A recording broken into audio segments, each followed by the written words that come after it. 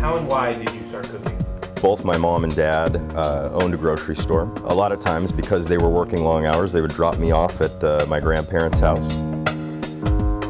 And as a little kid, I always remember watching my grandmother rolling out pastas or braising oxtails from scratch. There was always Julia Child shows on in the background, or the Galloping Gourmet. I always found myself sitting there, kind of being in awe of all of this great food that was surrounded me. It was a really natural occurrence for me to continuously surround myself by that stuff. Cooking is something that's very special to me for so many different reasons. I think the first and foremost is that connection of bringing people together with food and wine is something that I've always found fascinating, and it's part of every culture, and it's important.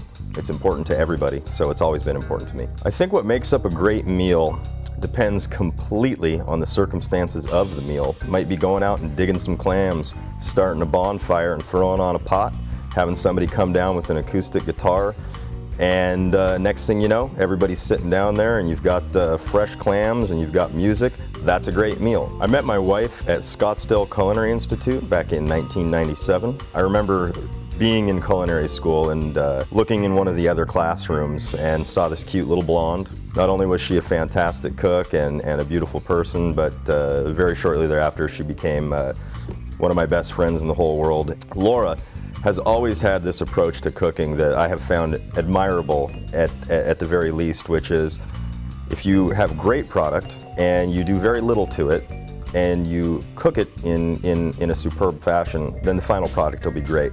Do you have a local favorite chef? When I moved up here to Paulsbo, I had brought with me one of my best friends and a fellow cook named Rob DiFilippo.